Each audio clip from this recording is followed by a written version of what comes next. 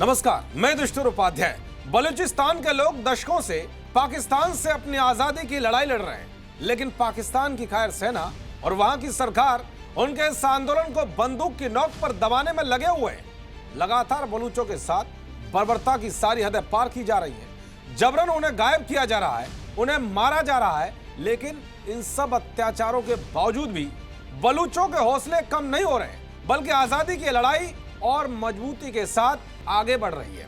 बलूचों की तरफ से भी पाकिस्तानी सेना को मुंहतोड़ जवाब दिया जा रहा है। बलूचों के इन फौलादी हौसलों ने पाकिस्तान की कायर सेना को घुटनों पर आने के लिए मजबूर कर दिया है।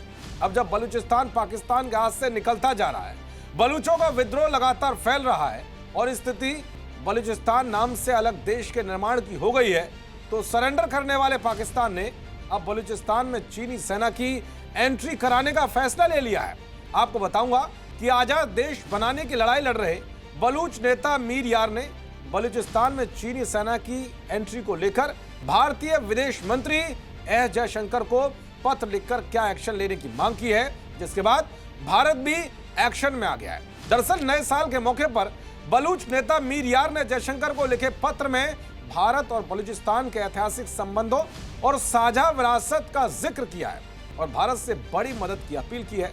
मीर यार बलूच ने अपनी चिट्ठी में सबसे चौंकाने वाला दावा चीन की सेना को लेकर किया है। उन्होंने चेतावनी दी है कि सीपीसी यानी कि चीन पाकिस्तान आर्थिक गलियारा अब अपने अंतिम चरण में है और पाकिस्तान की मिलीभगत से चीन जल्द ही बलूचिस्तान की धरती पर अपनी सैन्य टुकड़ियां तैनात करने वाला है। बलूच नेता का कहना है कि अगर बलूच रक्षा बलों को मजबूत नहीं किया गया तो अगले कुछ महीनों में यह क्षेत्र चीनी सेना का अड्डा बन जाएगा, जो भारत के भविष्य के लिए एक अकल्पनीय खतरा होगा।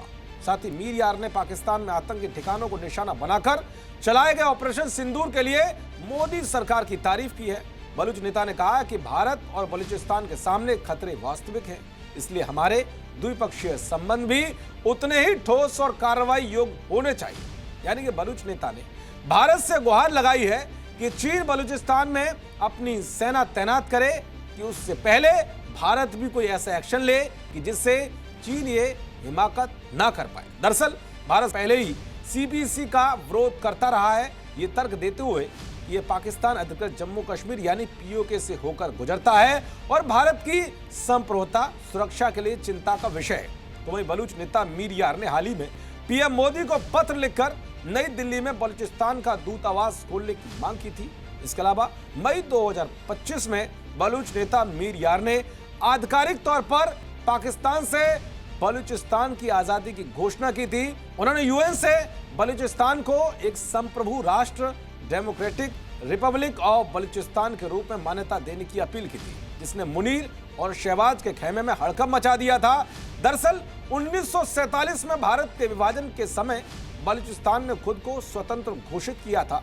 हालांकि मार्च 1948 में पाकिस्तानी सेना ने इस पर कब्जा कर लिया था, जिसे बलूच राष्ट्रवादियों ने कभी स्वीकार नहीं किया। बलूचिस्तान में आजादी के लिए कई बार बड़े बड़े विद्रोह भी हुए, जिन्होंने पाकिस्तान की नींव हिलाने का काम किया। अब देखना यह होगा कि बलूच नेता मीर यार की मांग पर भारत क्या कुछ फैसला लेता है। देखते रहिए जी न्यूज़। नमस्कार।